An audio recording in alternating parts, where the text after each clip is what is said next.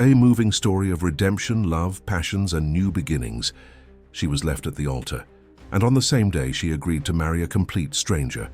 But what seemed like a new beginning turned into a nightmare, because the stranger knew everything about the past that she swore was buried. And what he wanted was much more than love. Watch this story until the end. You will be surprised by this story. If you like love stories, romance, subscribe to this channel, leave your comment. Every day we post videos like this, continuing. Sweat trickled down the back of Aurora's neck as Mateo's fingers brushed her bare skin, seemingly by accident, as he helped her remove the veil that had caught on the doorframe. The fabric fell to the marble floor with a whisper, and for a second, just a second, she felt the heat of his breath against her neck. "Careful," he murmured, his voice husky. "The veil might tear." But Aurora knew it wasn't the veil he was talking about. The cathedral was shrouded in silence as Aurora Salon walked down the central aisle for the second time that day. This time, however, there were no white flowers or expectant gazes. Only the echo of her footsteps against the stone floor and the weight of humiliation that still burned in her chest like barely extinguished embers. 8 hours earlier, Abel Fenris had disappeared. Literally. At the exact moment he was supposed to be walking down the aisle, he simply didn't show up. His messages had stopped arriving the day before, and when Aurora's father sent someone to check the apartment in Itambibi, they found only scattered clothes and an open window. It was as if he had evaporated from the face of the earth. Aurora swallowed hard, her fingers tightening around the bouquet of lilies she had insisted on holding even after everything had fallen apart.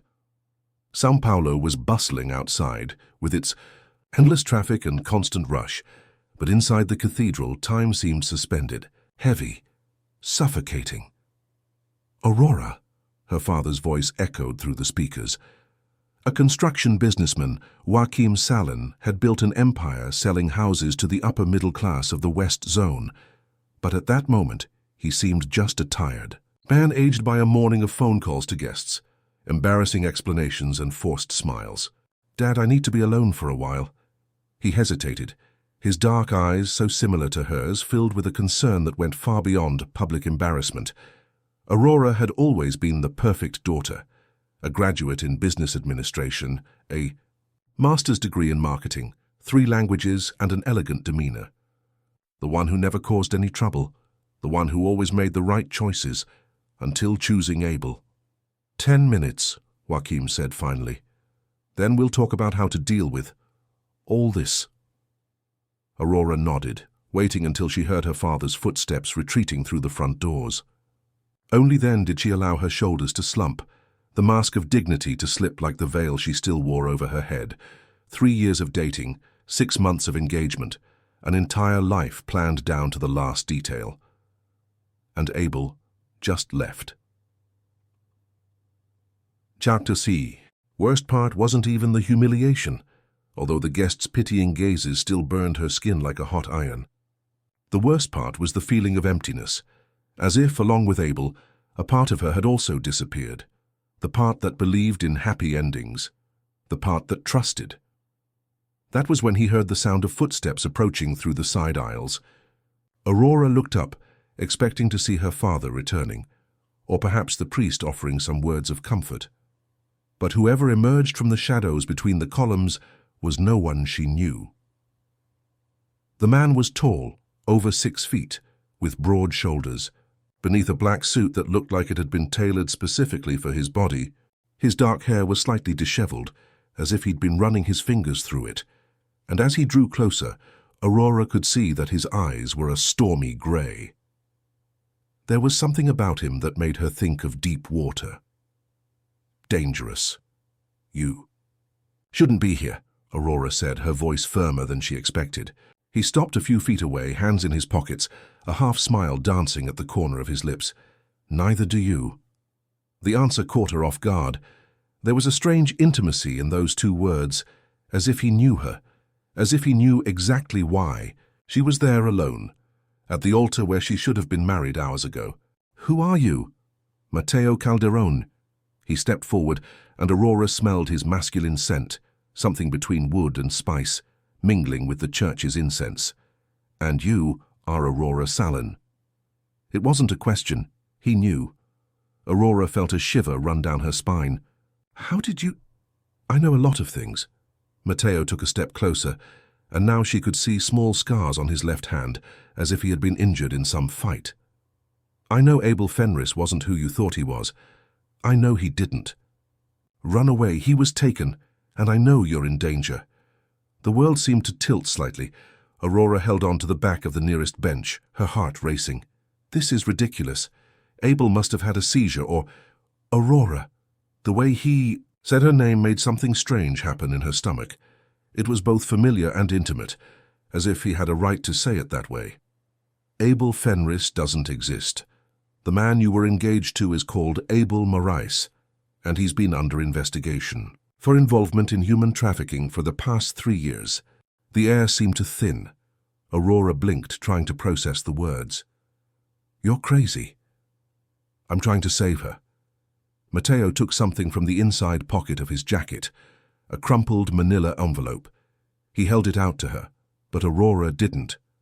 "Move, open up," he said, his voice softer now, almost gentle. With trembling hands, Aurora picked up the envelope.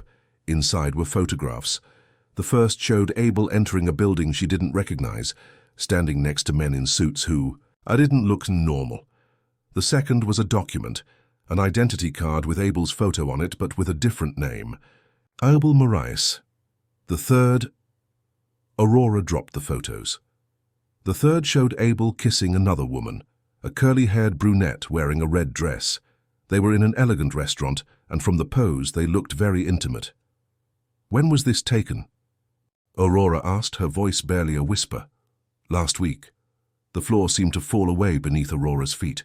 She sat down heavily on the bench, her wedding dress spilling out around her like wilted petals.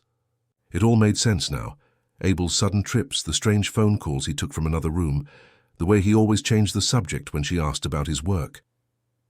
"Why are you telling me this?" he asked, looking up at Matteo. He sat beside her, keeping a respectful distance, but Aurora could feel the heat emanating from his body. "Because you weren't just his bride. You were his collateral." "Guarantee of what?" "That he wouldn't run away." Matteo turned to face her, and Aurora felt as if he was seeing right through her. The scheme Abel was working for used marriages as a front, young women from respectable families who served as the perfect alibi. You would be the model wife, the clean face of the dirty business. Aurora felt nausea rise in her throat. What now? Now they know Abel ran away, and they know you could be trouble. Silence stretched between them, heavy as the humidity of São Paulo in December. Aurora looked at the altar where, hours before, she had waited for the arrival of the man she loved, or thought she loved. Who was Abel, after all? Who was she to have been so mistaken? "What do you want from me?" he finally asked. Matteo hesitated, for the first time since she'd shown up. He ran a hand through his hair, messing it up even more, and Aurora noticed that his fingers were long, elegant. Fingers that looked like they could play the piano or break necks. "I want you to marry me." Aurora almost laughed, almost. "You're kidding.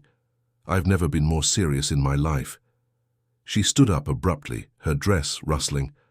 "I don't even know who you are. You show up here out of nowhere, tell me my life is a lie, and now you want me to marry you? That's crazy." Matteo stood up as well, and for the first time Aurora realized how tall he really was, how his presence filled the space around him, as if he were made of something more solid than other people. "You're right," he said, slowly, approaching. "It's crazy, but it's also the only way to keep her alive." Aurora felt her heart beat faster, not just from fear, but from something else, something that pulsed in the air between them, electric and dangerous. A civil marriage. Matteo continued, would offer legal protection. It would make you disappear from their radar, at least temporarily, and it would give me the right to— Of what? His eyes locked on hers. "To protect you." Aurora laughed, a bitter sound. Protect me? You don't even know me. I know. You like strong coffee in the morning, and that you read at least 3 books a month. I know you have a small scar on your left knee from when you fell off your bike when you were 7, and that you still sleep on the right side of the bed, even when you're alone. Matteo's voice was low, almost a whisper. I know you didn't love Abel as much as you thought you did, because if you did, you wouldn't be listening to me right now. The world seemed to stop. Aurora stared at him, feeling as if he had just stripped not only her body but her soul, like you, Pa. Because I've been protecting you for 3 months, Aurora. Ever since we discovered you were being used. Aurora's legs felt weak. She held on to the back of the seat, trying to breathe. You were watching me. He was. His brutal honesty was almost more disturbing than the revelations. Aurora closed her eyes, trying to gather her thoughts. Everything she had known about her life had crumbled in a matter of minutes. And now this man, this stranger who seemingly knew more about her than she did, was offering her, what? Salvation?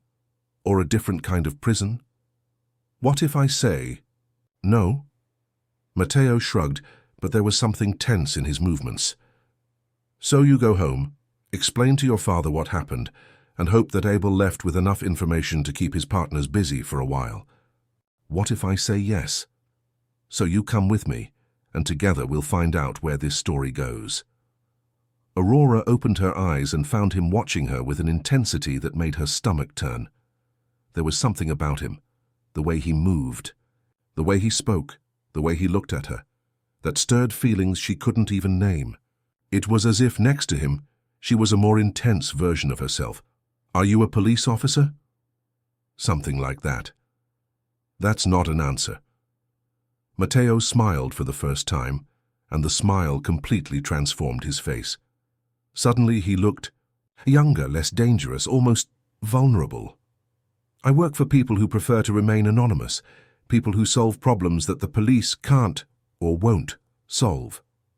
Aurora felt a chill. You're a criminal. I am someone who is offering you a chance to discover the truth about your own life. Silence settled between them again. Aurora looked down at her hands, the perfectly manicured nails from the wedding that never happened, the engagement ring that still gleamed on her finger. Everything about her screamed to run, to go back home, to the safety of her known life. But there was something else, something that whispered that maybe her safe life had never really been safe, that maybe she had spent the last few years asleep and now finally she was waking up. If I do this, he said slowly, if I marry you, what happens then? Then, Matteo took a step toward her. You'll know who you really are. Not Joaquim Salen's daughter, not Abel Fenris's ex-fiancée. Just Aurora. The way he said her name made something inside her tighten. It was like he saw parts of her that she herself didn't know. And you? Aurora asked, surprising herself with her own boldness. Who are you really, Matteo Calderone? His eyes darkened. I'm the man who will do anything to keep you safe. Even if it means lying to you, even if it means hurting you. There was a dark promise in those words, a promise that made Aurora's heart race for reasons she didn't want to examine too closely. She looked at the altar again, at the place where she should have promised to love Abel until death did them part. Abel, who had never really existed. Abel, who had used her as a pawn in a game she hadn't even known she was playing. When he turned to Matteo, his decision was already made. There's a registry office open until 5 in the afternoon in Liberdade, he said, his voice firm. If we're going to do this, let's do it now. The smile that spread across Matteo's face was slow, predatory. Are you sure? Aurora took off her engagement ring and let it fall to the marble floor. The sound of metal hitting stone echoed through the cathedral like a gunshot. I'm sure I don't know anything anymore, and maybe that's exactly the feeling I was looking. Foitichi, Matteo stepped closer, holding out his hand to her. Aurora hesitated for a second that seemed to last an eternity, before placing her hand in his. Matteo's fingers were calloused, warm, and when they closed around hers, Aurora felt a jolt of electricity shoot up her arm. It was like touching a live wire. dangerous, addictive. "Come on," he said, and his voice had a different timbre now. Lower, more intimate. They walked together down the cathedral's central aisle, Aurora's footsteps echoing more softly, now that she was not alone. When they reached the main doors, she stopped. "Matteo." "Yes?" Aurora turned to him, and for the first time in hours, maybe years, she allowed herself to really look at a man, really see him. Matteo had lightly tanned skin, as if he'd spent time in the sun, and little wrinkles around his eyes that suggested he smiled more than he let on. There was a small scar on his left eyebrow, and Aurora found herself wondering how he'd gotten. "I don't know what I'm getting into, do I?" Matteo lifted his free hand, and with surprising gentleness, touched her face. His thumb traced a soft line across her cheek, and she felt her entire body react to the touch. "No," he admitted. "You don't know." And then, without warning, he leaned in and pressed his lips against her forehead. It wasn't a romantic kiss. It was something deeper, a promise sealed against her skin. When he walked away, Aurora felt as if the world had shifted on its axis. "But I promise," Matteo murmured, his lips still close enough for her to feel the heat of his breath, "that you will never be bored again." Aurora laughed, a genuine sound, for the first time that terrible, "Is that a promise or a threat?" Matteo's eyes flashed with something that might have been amusement or danger. Both. And when they left the cathedral together, Aurora didn't look back. She didn't see the figure watching them from the shadows between the columns. She didn't see the man who took a cell phone from his pocket and dialed a familiar number. "She accepted," the low voice said. "They're going to the registry office." On the other end of the line, a cold laugh. "Perfect. Now he's exactly where we want him." The phone was hung up, and the shadows swallowed the figure, leaving only the echo of laughter echoing through the empty naves of the cathedral. Meanwhile, Aurora walked alongside Matteo through the busy streets of downtown São Paulo, unaware that she had just taken the first step in a dance that had begun long before she knew she was dancing, and that Matteo Calderone, the man who had promised to protect her, had secrets of his own, secrets that could destroy her or save her forever. The heat of Matteo's body against her back woke Aurora before the sun had even risen. They had been sleeping like this for 3 days. He always dressed, she in a silk nightgown she'd found in the closet, the two of them keeping a respectful but impossible to ignore distance. This morning, however, his arm had slipped away in his sleep and now rested on her waist, his hand flat against her stomach. Aurora held her breath, feeling each finger through the thin fabric, his pulse beating against her skin like a secret Morse code. The mansion in Campos do Jordão was unlike any place Aurora had ever been. Not because of the luxuries, although there were plenty, but because of the sense of isolation, as if it were a world apart, suspended between the mountains and the clouds, where the normal rules of life didn't apply. Matteo had taken her there right after the civil wedding at the Liberdade registry office. It had been a strange wedding, witnessed by 2 bored-looking registry office employees and a man in a dark suit who Matteo introduced only as Carlo, and who disappeared as soon as they signed the papers. "It's temporary," Matteo had explained during the 2.5-hour drive to the mountains, "until we figure out what kind of trouble Abel really left us with." But now, 3 days later, Aurora was beginning to suspect that nothing about this situation would be temporary, especially the way her body reacted whenever Matteo entered the same room as her. Carefully, Aurora moved to get out of bed without waking him. Matteo's arm tightened instinctively, pulling her closer, and for a moment she was pressed against his chest. She felt the tense muscles in his back, the deeper breathing of someone still asleep, and something else, a morning erection pressing against her hips. Aurora's heart raced, not just from the physical closeness, but from the discovery that Matteo's body seemed to be reacting to her as much as hers was to him. She managed to free herself without waking him, and went downstairs to the kitchen. The house was modern, all glass and light wood, with a spectacular view of the mountains. But there were details that didn't match the minimalist decor. An overly sophisticated security system, Discreet cameras, doors with electronic locks. It wasn't a country house. It was a fortress in disguise. Aurora was making coffee when she heard Mateo's footsteps coming down the stairs. Even without looking, she knew it was him. There was a particular way he moved, controlled, silent, like a predator who never quite relaxed. "Good morning," he said, and his voice still carried the husky trace of sleep. Aurora turned, holding her coffee cup like a shield. Mateo was wearing only a pair of grey sweatpants, his chest bare to reveal a body that was clearly the result of more than just the gym. There were scars, some small, some more obvious. One in particular caught her eye, a jagged line that ran from his left rib cage to almost his belly button. "Did you sleep well?" she asked, forcing herself to keep her eyes on his face. Mateo smiled, not the careful smile she'd come to recognize, but something more genuine. "Better than it's been in months." There was something about the admission that made Aurora's stomach tighten, an involuntary intimacy, as if they were actually a real couple. "Coffee?" she offered, holding out a cup to him. As Mateo reached out to take the cup, his fingers brushed hers. The touch lasted only a second, but it was enough to remind Aurora of the warmth of his arm around her waist. "Aurora," Mateo said, his voice lower now, "about this morning." "Nothing happened," she cut him off quickly. "You were sleeping." "I was." He took a sip of his coffee, his eyes never leaving hers. "But you weren't."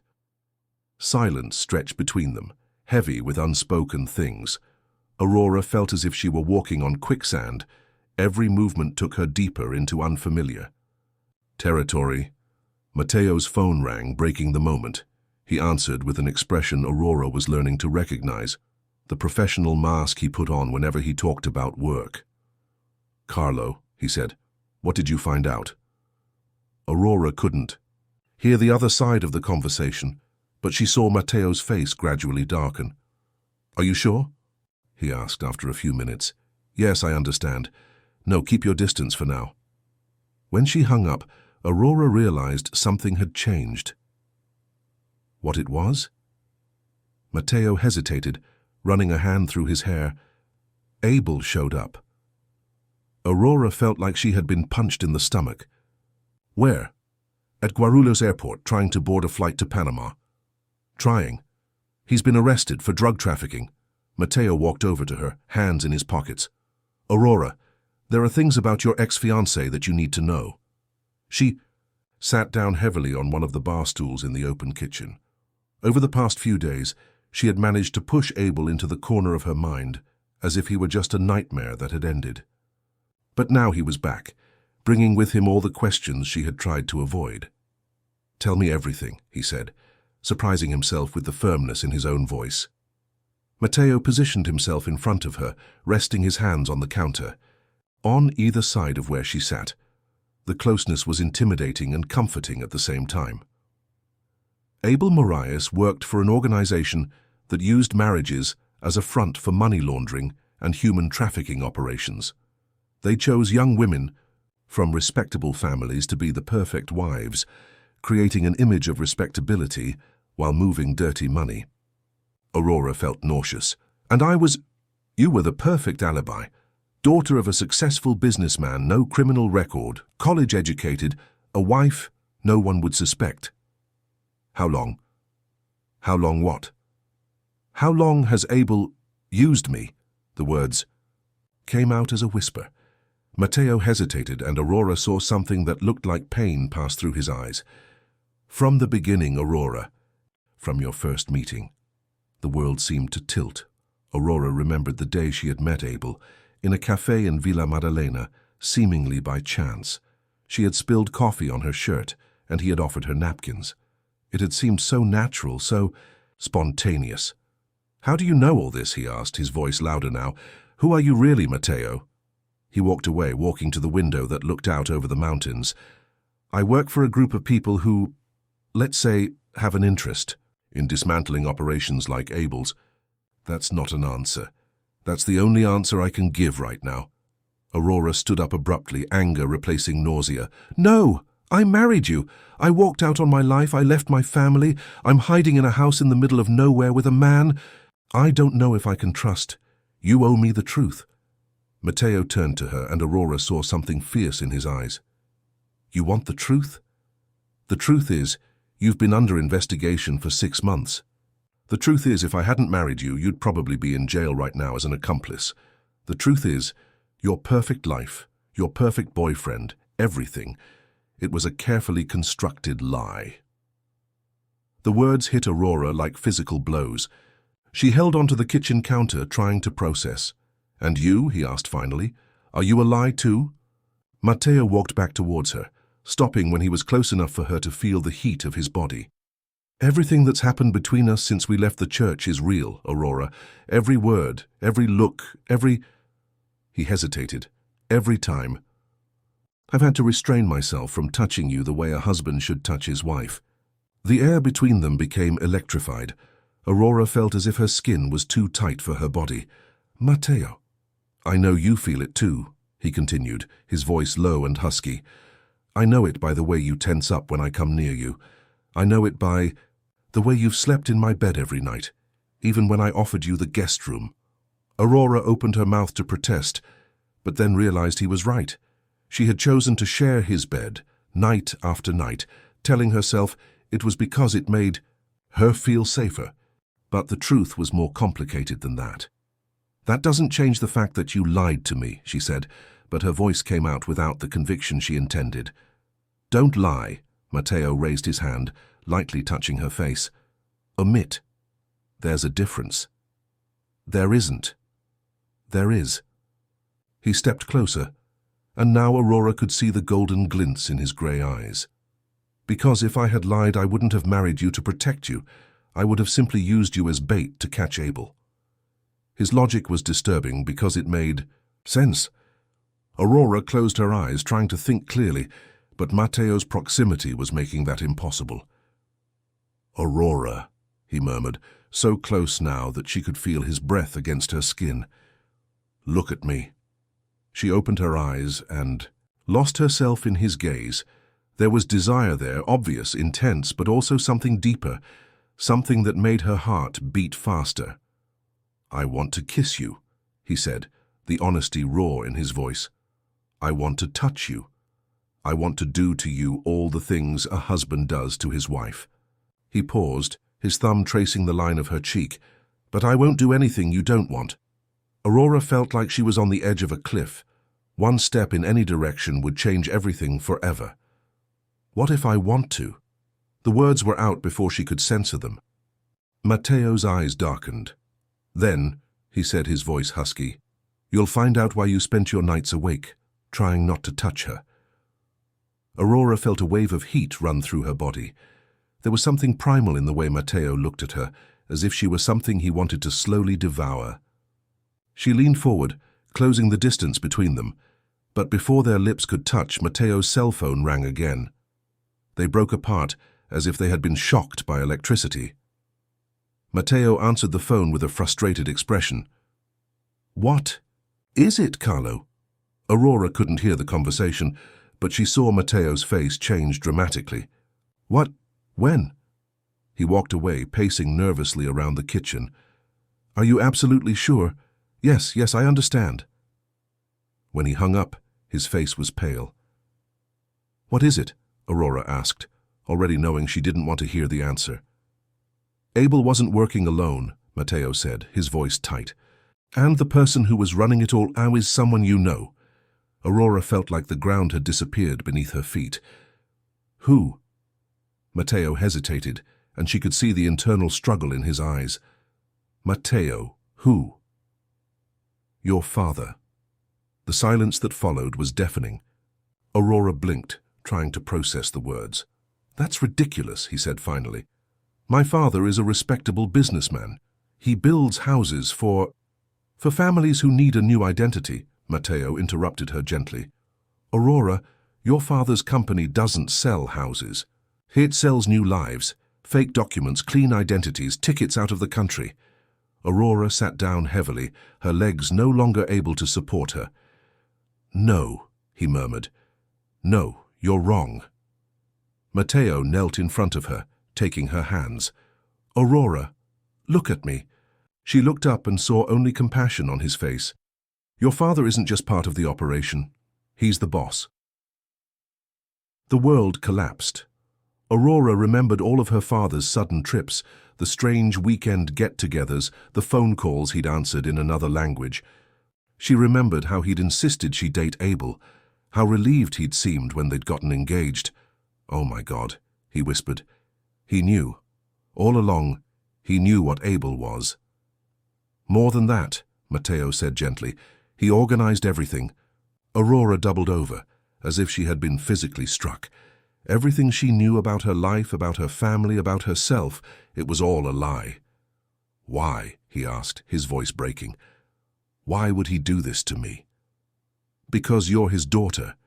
And in his twisted mind, he probably believed he was protecting you, giving you a safe place in the operation, away from the more dangerous aspects. Aurora laughed, a bitter, humorless sound. Protecting me, selling me to a criminal was protection. Aurora. No. She stood up abruptly, pushing Matteo's hands away. Don't touch me. She ran upstairs, Matteo following her. Aurora, wait! Leave me alone! She walked into the room and tried to close the door, but Matteo was quicker. You can't be alone now, he said, entering the room behind her. Why? Because you're lying to me too? Because you also have some agenda that I don't know about? The accusation hit Matteo like a slap. Aurora saw pain flash across his eyes. Because, he said slowly, if your father finds out you know the truth, he'll try to eliminate you. The words fell like lead into the silence of the room. Eliminate me? He's my father. He's a criminal, Aurora.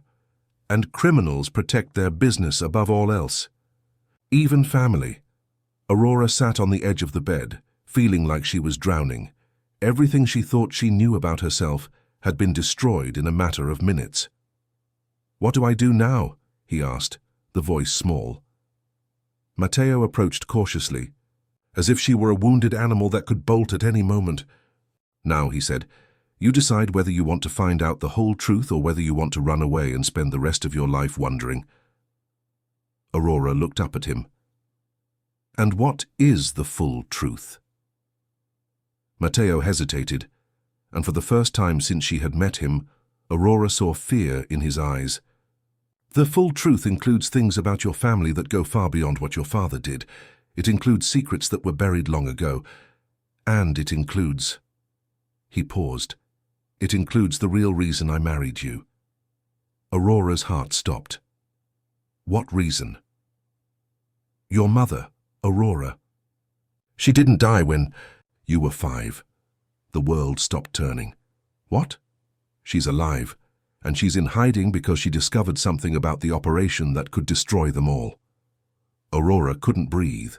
Was her mother, the woman she mourned every year, on the anniversary of her death, the woman she visited in the cemetery, the woman she kept in yellowing photographs, alive?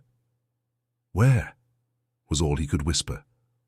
I don't know for sure, but I know who does. Who? Matteo approached her, taking her hands again. This time she didn't resist. Your father. The hatred that exploded in Aurora's chest was so intense that she had to hold on to Matteo to keep from falling. He told me she was dead, he said, his voice shaking with anger. I cried for her for years, and she was alive the whole time? Aurora! I'm going to kill him. The words came out with a coldness that surprised even her. I swear to God I'm going to kill him. Matteo pulled her closer, wrapping her in his arms. No, you won't, because first we're going to find her. Aurora clung to him, letting the anger, pain, and confusion flow through the tears that finally came. Matteo held her as she cried, murmuring words of comfort in Italian. When the tears finally stopped, Aurora pulled away enough to look into his eyes. Why are you telling me all this now? Because, Matteo said, wiping the tears from her face with his thumbs, because I fell in love with you, and people in love do stupid things like tell the truth. Aurora's heart stopped again. Are you in love with me? Hopelessly. She studied him, looking for signs of deceit, but all she saw was raw truth and vulnerability. "Since when?" Matteo smiled, the first genuine smile she'd seen from him since her conversation with Carlo. "Since you dropped that ring on the cathedral floor and decided to bet it all on a complete stranger." Aurora felt something warm spread through her chest, something that wasn't just desire but something deeper. "Matteo," she said, her voice hoarse. "Yes?" "Kiss me." This time, no phone rang to interrupt them. Matteo leaned down and touched, his lips to hers, gently at first, as if asking for permission. But when Aurora moaned softly and pressed herself against him, the kiss deepened. It was like a dam had broken. All the nights of tension, all the accidental touches, all the heavy glances, it all exploded into a kiss that was desperate and hungry. Matteo's hands buried themselves in her hair, and Aurora felt as if she were burning from the inside out.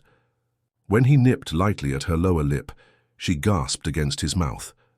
They fell onto the bed together, hands exploring, bodies pressing against each other with a need that was almost violent.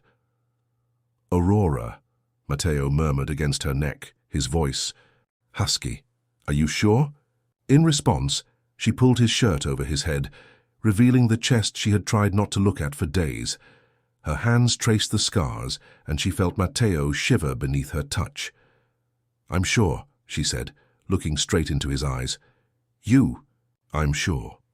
What happened next was an explosion of skin against skin, whispers in two languages, and an intimacy so intense that Aurora felt as if she were losing herself and finding herself at the same time. Hours later, as they lay entwined, sweat still drying on their skin, Aurora traced circles on Matteo's chest. "What do we do now?" he asked. Matteo kissed the top of her head. "Now we've found your mother, and we've discovered exactly what your father is hiding." "And then?"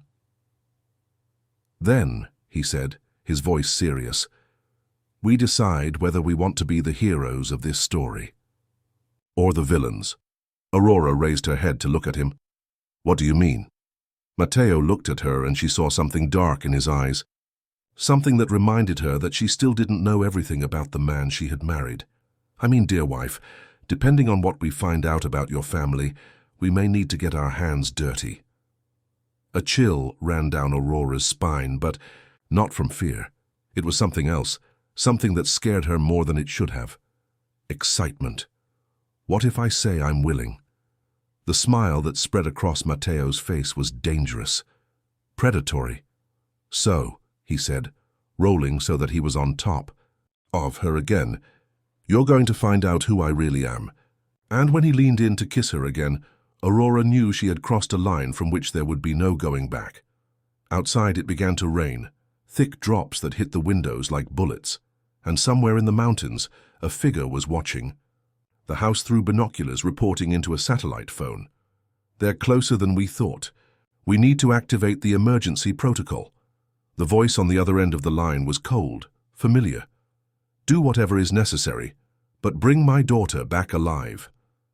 Joachim Salin hung up the phone and looked at the photograph on his desk, Aurora, smiling on graduation day. He had spent years building an empire to protect her. Now he would have to destroy her to save her.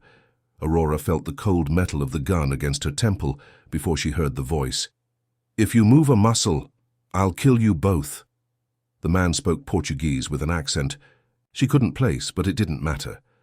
What mattered was that Matteo was 10 feet away, naked from the waist up, and that there were at least 2 other men in the room. She could hear it from the sound of his footsteps on the hardwood floor. "Matteo," she whispered, but he was already moving. It all happened in slow motion. Matteo threw himself to the right at the exact moment Aurora ducked, making the man lose his target. The shot shattered the window behind her, and Aurora rolled under the bed while Matteo disappeared behind the wardrobe. "Son of a bitch," a voice shouted in Italian. "Where are they?" Aurora held her breath, her heart pounding so hard she was sure they could hear it. From beneath the bed, she could see 3 pairs of black boots walking around the room searching. Another shot. This time the wardrobe mirror shattered. "Matteo Calderone," shouted a voice Aurora recognized. Her blood ran cold. "I know you're there. Let's talk like civilized men." It was Carlo, the man who had witnessed their wedding. Aurora closed her eyes trying to understand. Carlo worked for Matteo, didn't he? Or did he? "Get out of here or we'll start breaking more valuable things," Carlo continued, and Aurora heard the sound of wood being dragged. "Like this beautiful wife you protect so much." The silence that followed was thick as lead. "We knew you couldn't resist a damsel in distress," Carlo continued, and Aurora could hear the smile in his voice. "It's always been your weakness, Matteo. Beautiful women and lost causes." Aurora felt like she had been punched in the gut. A damsel in distress, a lost cause. Was that what she was to Matteo? "Very touching, really," Carlo went on. "But the boss is getting impatient. He wants his daughter back, and you've complicated things by marrying her." "The boss?" Matteo's voice came from somewhere near the broken window. "You mean Joachim Salin?" Carlo laughed. Matteo. Still pretending you don't know everything?" Aurora frowned. What was Carlo talking about? "Joachim isn't the boss," Matteo said, and Aurora felt as if the ground had dropped out from under her. "Never was." "Very well. Finally, it's sunk in." Carlo clapped his hands slowly. "Joachim Salin is just a pawn, a desperate man trying to protect his daughter the only way he knew how." "So who?" Matteo began, but was interrupted. "I." The new voice came from the bedroom door, and Aurora recognized it immediately. Her blood ran cold. It was grandmother's voice. Donna Isabella Salin walked into the room as if she owned the place, which Aurora was beginning to realize might be true. At 72, she still had the erect posture and sharp gaze that Aurora remembered from her childhood. "Nonna?" Aurora came out from under the bed without thinking, forgetting about the gun, the men, everything. "What are you doing here?" Isabella smiled, the same fond smile Aurora remembered from when she was a child, and her grandmother made chocolate chip cookies. "Taking care of the family, my dear girl, as I always have." "Nonna, there are armed men here. You need to leave." "Aurora." Isabella's voice was soft, but there was something about it that made Aurora stop mid-sentence. "Men work for me." The world stopped. Aurora blinked, trying to process the words. "They work for you?" "Sit down, dear." Isabella gestured elegantly toward the bed. "We have much to talk about." "No." Aurora took a step back. "No, this can't be happening." Isabella sighed as if she were dealing with a stubborn child. "Carlo, where is her husband?" "Here." Matteo stepped out from behind the wardrobe, his hands visible, but Aurora could see the tension in every line of his body. He was calculating distances, looking for exits. "Ah, Matteo." Isabella greeted him as if he were an old friend. "I always knew you were smart. Too bad you decided to fall in love." Aurora looked between her grandmother and Matteo, trying to understand. "Do you know each other?" "Of course we know each other," Isabella said, sitting gracefully in the chair near the window. "Matteo has worked for me for 5 years." The ground completely disappeared beneath Aurora's feet. "What?" Matteo closed his eyes for a moment, as if he was in physical pain. "Aurora." "No." Aurora backed away from him, as if he had leprosy. "No. You said you were protecting me. You said you fell in love with me." "And I fell in love." Matteo took a step toward her, but stopped when he saw the expression on Aurora's face. "Aurora, please let me explain." "Explain what?" Aurora screamed, feeling like she was going crazy. "That you lied about everything. That you work for my grandmother. That I'm so stupid. That I couldn't see that I was being manipulated by my own family." "Aurora, my dear," Isabella stood. "You are not being manipulated. You are being protected." "Protected?" Aurora turned to her grandmother, angry tears streaming down her face. "Protected from what?" "From yourself." The silence that followed was deafening. Isabella walked over to Aurora, her movements still graceful despite her age. You've always been special, my dear. Too smart, too observant, too stubborn, just like your mother." "My mother?" Aurora felt a cold anger settle in her chest. "My mother who is alive. My mother who you made me cry for years." "Your mother," Isabella said softly, "who discovered things she shouldn't have discovered, and who because of that had to disappear. Where is she?" Isabella hesitated for the first time. "Hold on. Where is she?" Aurora's scream echoed through the room. Carlo and the other men shifted nervously, but Isabella stopped them with a gesture. "In a place where you can't find her. Where no one can find her." Aurora felt like she was going to vomit. "You killed her." "No," Matteo stepped forward. "Aurora, your mother is alive. I saw her." Aurora turned to him, her heart stopping. "Have you seen her?" Matteo glanced quickly at Isabella, who nodded. "2 months ago," he said, "in a house in Ubatuba. She's fine, older obviously, but fine." "Why can't she go home?" It was Isabella who answered. "Because she knows where the bodies are buried." The silence that followed was so deep that Aurora could hear her own heart beating. "Bodies?" he asked, his voice barely a whisper. Isabella sat down again, as if they were discussing the weather. "The family business isn't just about money. Laundering, dear girl. Sometimes people become troublesome, and troubles need to be solved." Aurora looked at her grandmother, the woman who had raised her after her mother died, who had baked cookies on Sunday afternoons, who had taught her to embroider, and saw a strange coldness. "You kill people. I protect the family. Sometimes that requires difficult decisions." Aurora laughed, a hysterical, humorless sound. "Tough decisions. You call murder tough decisions." "Aurora," Matteo tried to get closer again. "Let me..." "Stay away." "From me?" Aurora screamed, pointing at him. "You knew all along, you knew." "I knew your grandmother was running the operation, yes, but I didn't know about your mother. And I didn't know they were going to use you until I met you. Until you meet me." Aurora felt angry tears burning her eyes. "Or until you are ordered to approach me." Matteo closed his eyes, and Aurora saw the answer on his face. "Oh my God." Aurora doubled over as if she'd been punched. "Oh my God, everything was planned." "At first, yes," Matteo admitted, his voice cracking.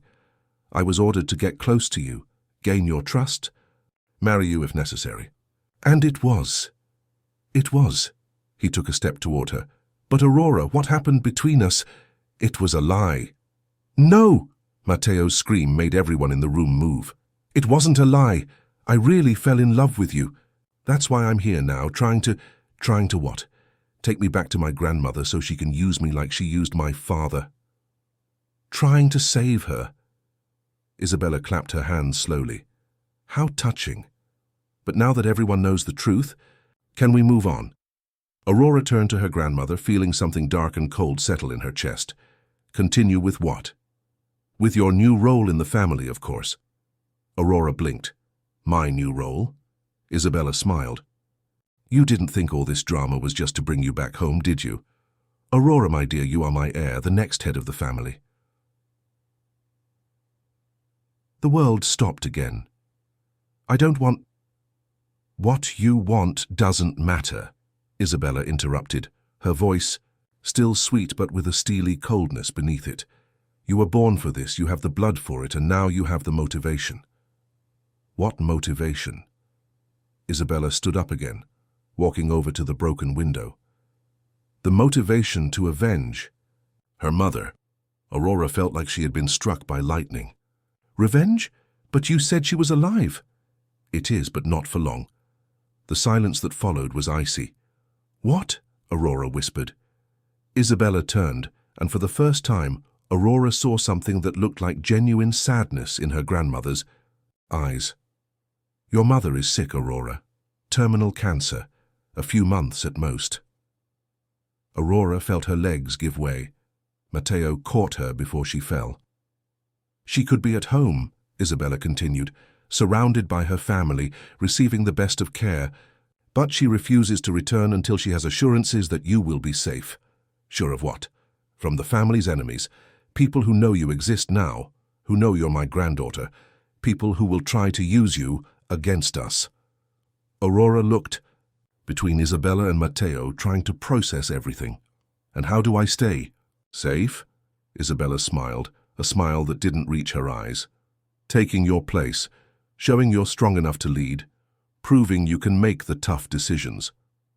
What decisions? Isabella gestured to Carlo, who approached carrying a pistol.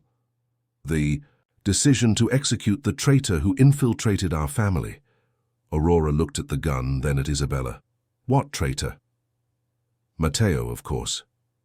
The world has completely fallen apart. Aurora looked at Matteo, who was pale but didn't seem surprised. You knew, she said, not a question. I knew this would come eventually, he admitted. I knew that if I fell in love with you, my loyalty would be questioned, and fell in love. I fell in love. Aurora looked at the gun in Carlo's hand, then at Isabella. What if I refuse? Then Carlo will kill you anyway, and you'll spend the rest of your life knowing you could have saved him. Aurora felt like she was being strangled. What if I do this?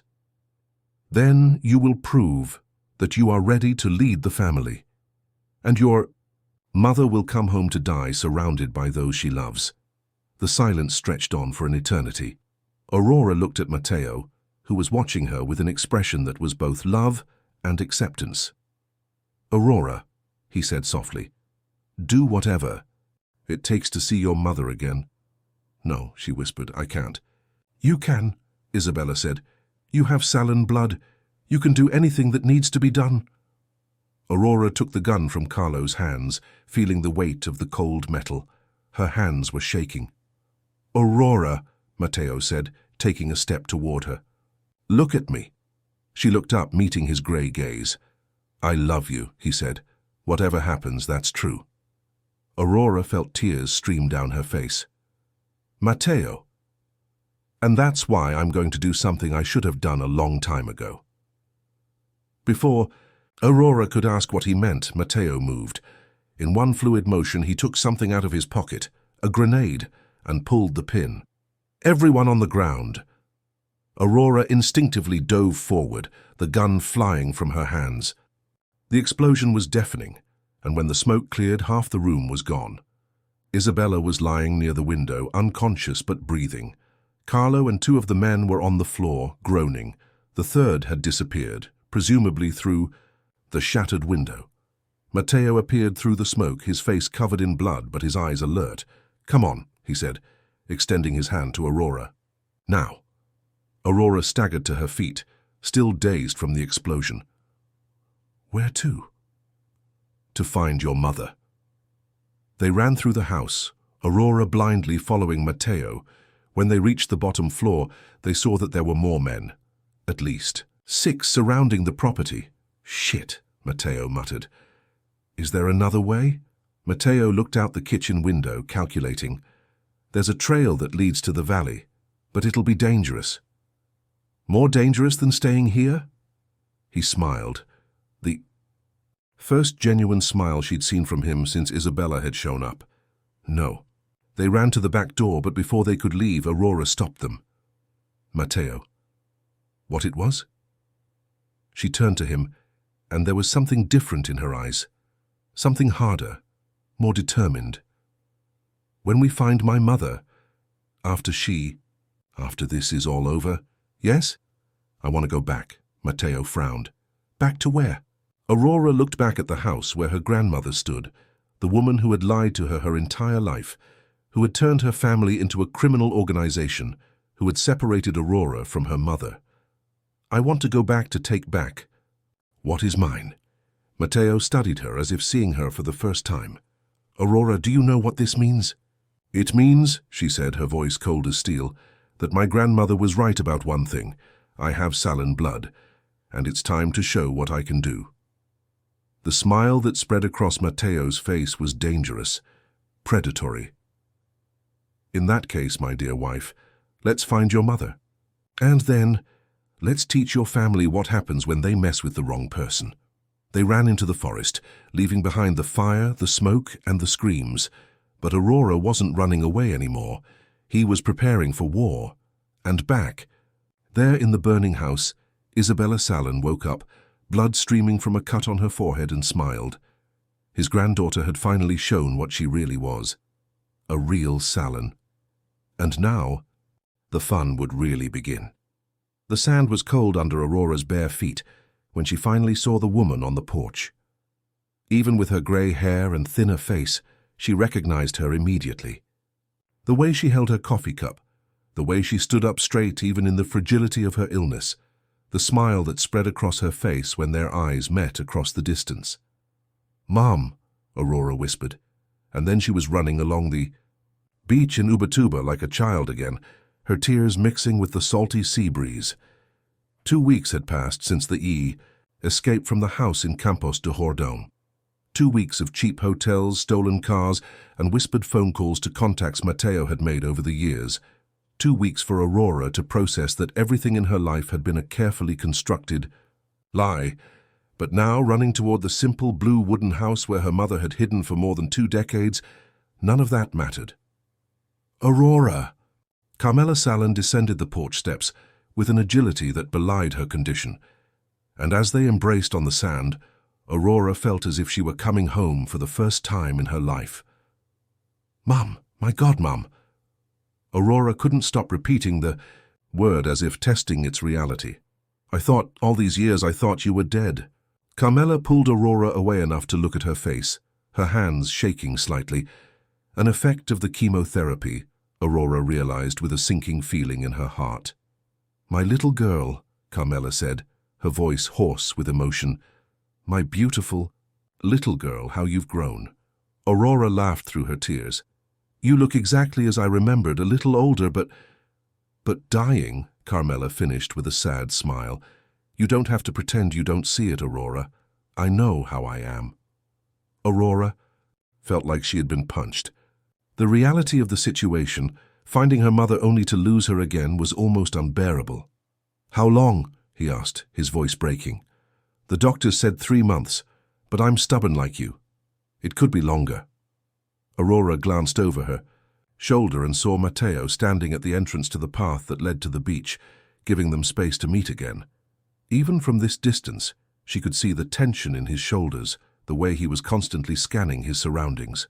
"He protected you well," Carmela said, following Aurora's gaze. "He lied to me." "We've all lied to you, even me." Carmela took Aurora's hand, guiding her toward the porch steps. "Come, we have much to talk about, and little time." The house was small but cozy, filled with plants and books. Aurora noticed pictures of herself on almost every surface, from her baby days to her college graduation. Her mother had watched her entire life from a distance. "How did you get these pictures?" Carmela served coffee in delicate porcelain cups. "Joaquim sent it to me, every month since I left." Aurora felt a confusing mix of anger and relief. "Father knew where you were the whole time." "Of course he knew. He organized my escape." Aurora paused with the cup halfway to her lips. "What?" Carmela sat in the rocking chair by the window, moving carefully. "Aurora, your father is not the terrible man you think he is. He is a weak man who fell in love with the daughter of a criminal family and spent his entire life trying to protect what he loved. But he did terrible things to protect me. To protect us." Carmela looked out the window, where Mateo still stood guard. "When I found out about the family business, when I saw what Isabella really was, I tried to leave. I tried to take you with me." Aurora leaned forward. "What happened?"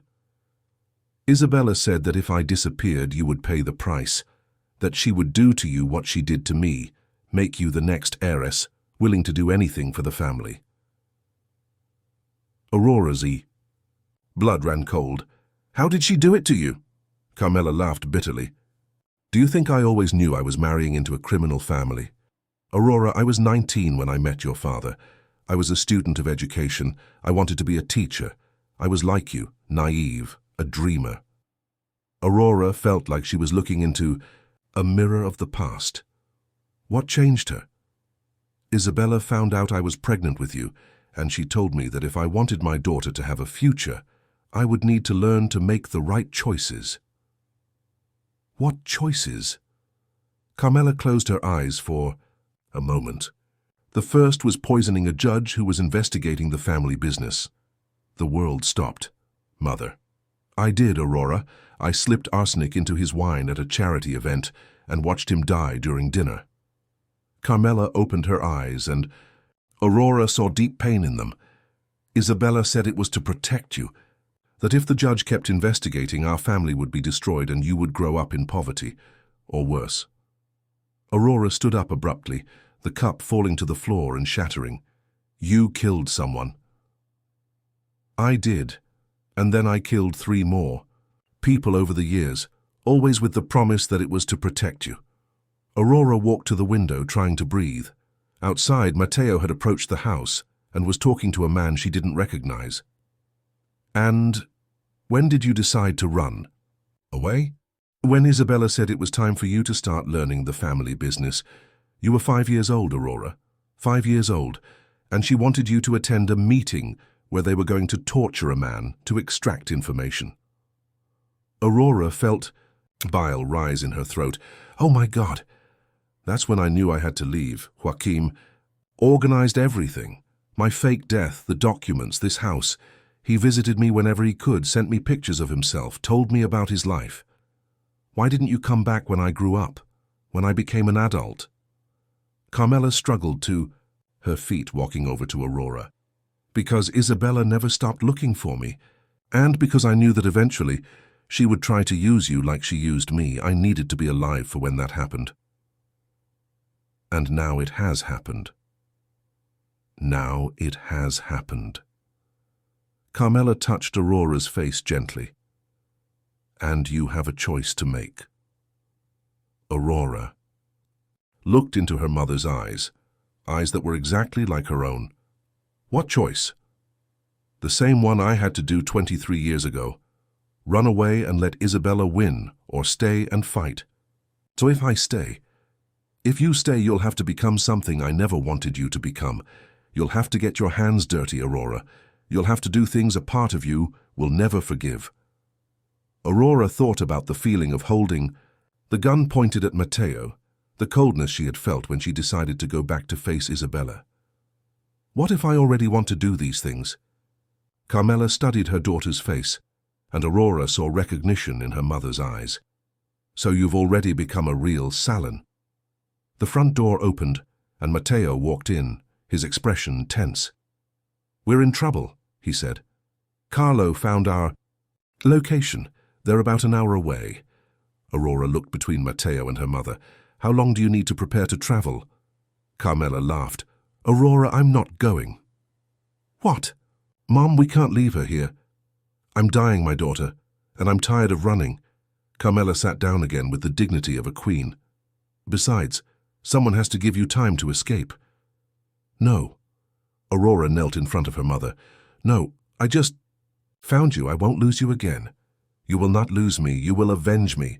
Aurora felt tears burning her eyes. Mom! Aurora, listen to me. Carmela took her daughter's hands.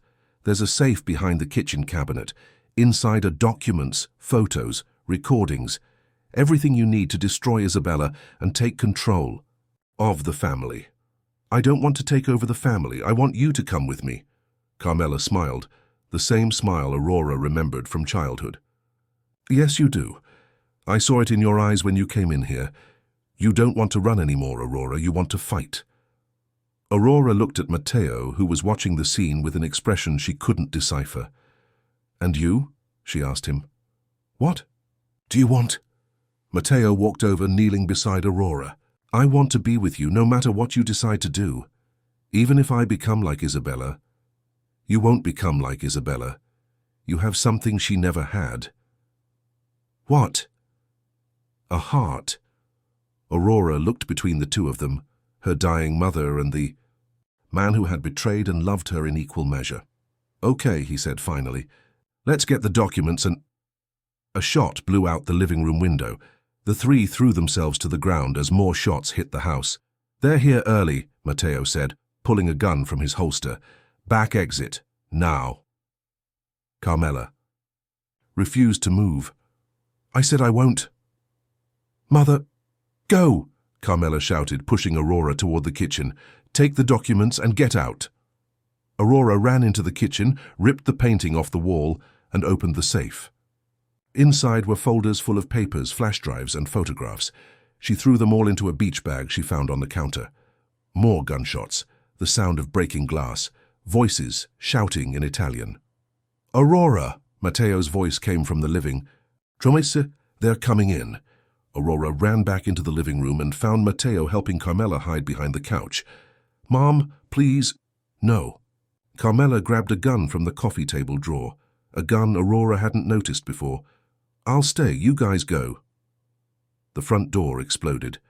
Carlo entered first, followed by 4 armed men.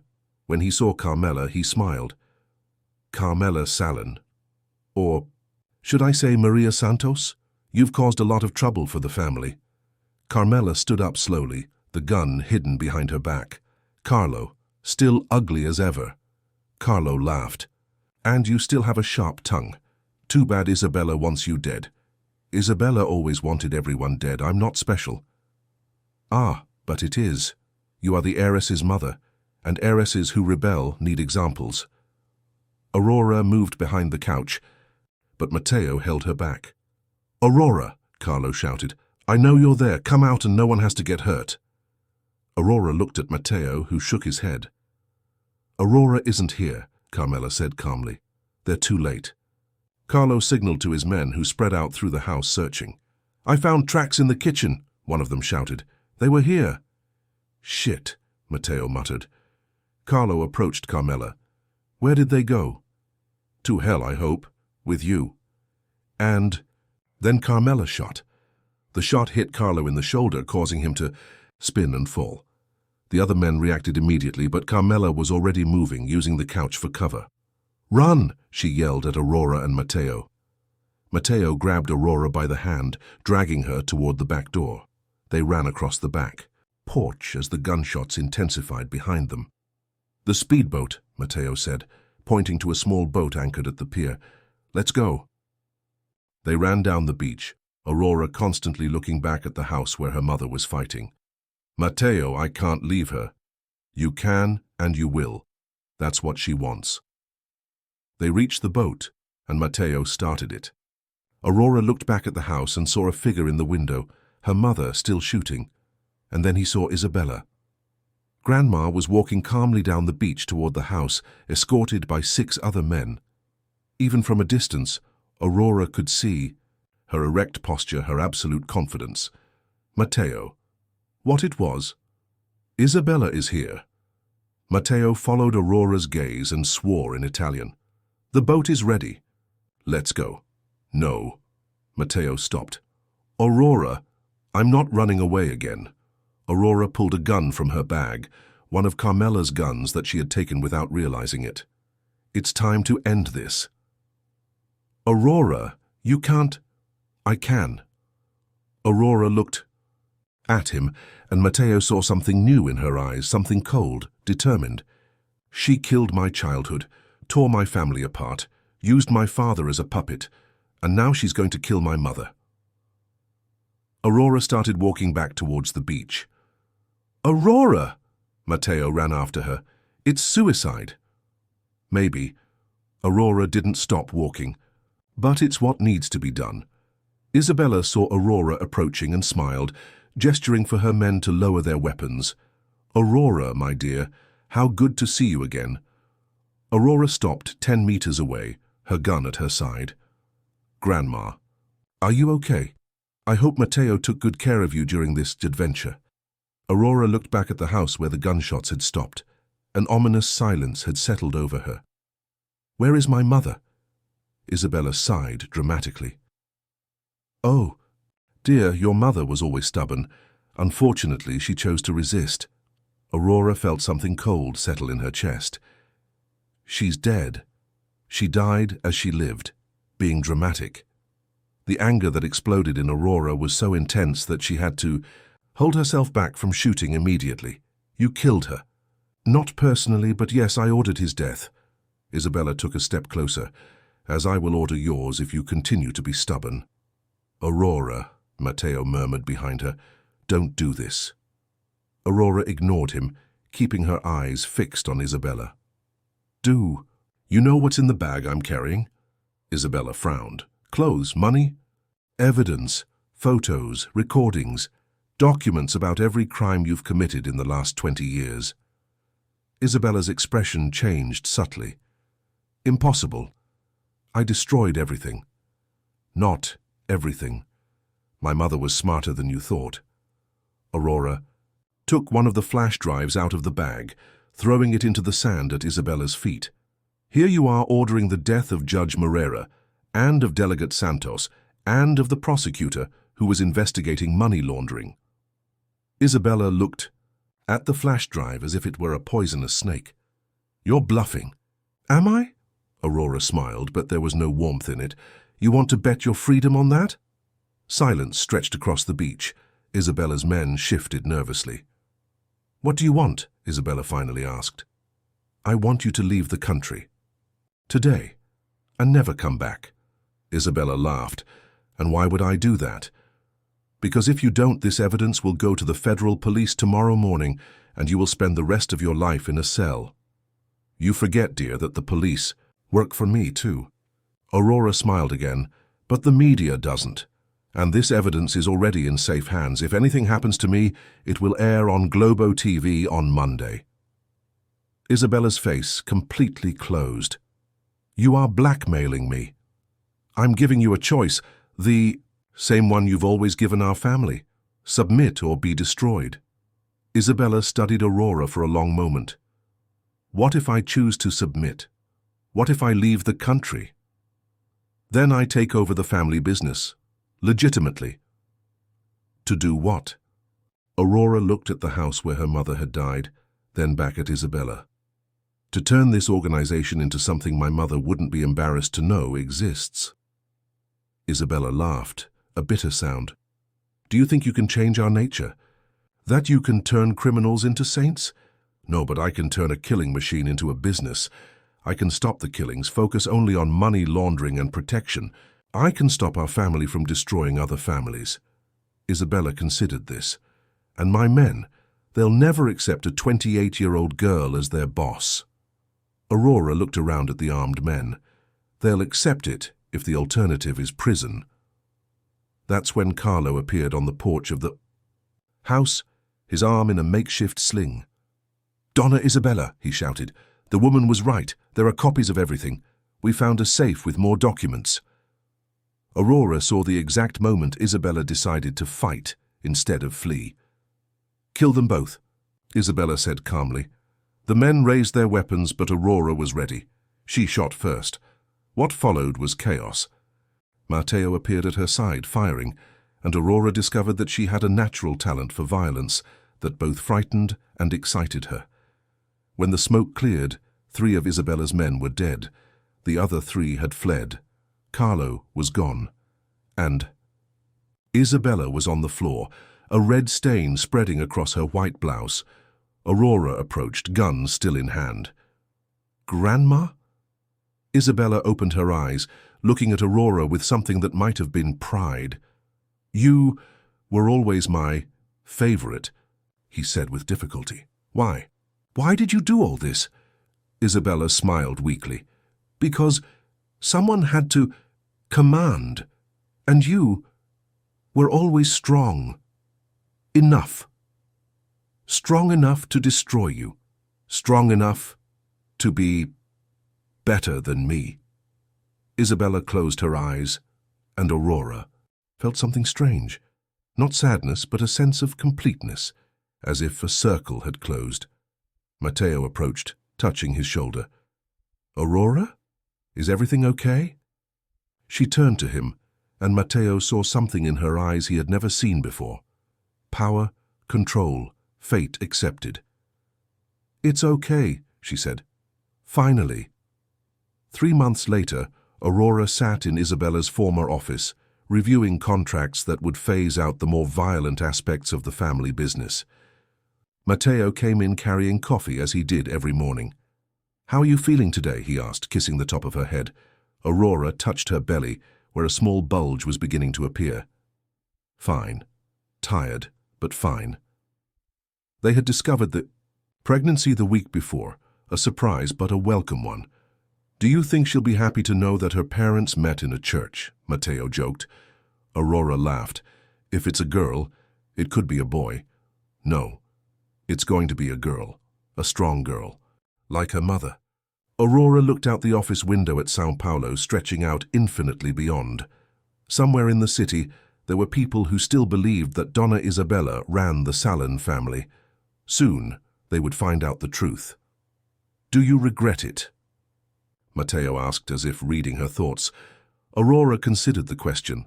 She thought of her mother, who had died defending Aurora's chance to choose her own destiny. She thought of Isabella, who had created an empire of fear. She thought of the man who had left her at the altar and inadvertently given her the freedom to become who she truly was. "No," he said finally. "I became exactly who I was supposed to be." Matteo smiled, kissing her softly. "And who are you, Aurora Salin?" Aurora smiled back, touching her belly where her future was growing. "I am the woman who turned a family curse into a legacy, the woman who learned that sometimes you have to embrace the darkness to find the light." She stood up, walking to the window, Matteo at her side. "And I'm the woman who's going to raise a daughter, who will never have to choose between being good or being strong. Because she's going to be both." Below, the city teemed with life, energy, endless possibilities, and somewhere in that urban chaos, new stories were beginning. Stories of people finding love in unexpected places, of destinies being rewritten, of souls finding each other across time and distance. Aurora placed her hand over Matteo's on her belly. "Do you think our daughter will forgive us for being who we are?" Matteo kissed her neck softly. "I think she'll thank us for being honest about this." Aurora closed her eyes, feeling the São Paulo sun warming her face through the glass. She had begun this journey as an abandoned bride, humiliated, lost. She had been through betrayal, discovery, passion, and war, and now she was here, not as someone's daughter or someone's wife, but as Aurora Salin in her own right. A woman who had learned that sometimes the truest love is born from the destruction of illusions. A woman who had discovered that strength was not in being perfect, but in accepting all parts of herself, even the darkest ones. A woman who had turned abandonment into freedom, betrayal into truth, and fear into power. And when she felt the baby move for the first time, Aurora knew there was something more important than any criminal empire or family legacy. There was the future growing inside her, and the promise that this new life would be built on honest choices, true love, and the strength of a woman who had learned that the greatest power comes from knowing exactly who you are. And Aurora Salin knew exactly who it was. Finally.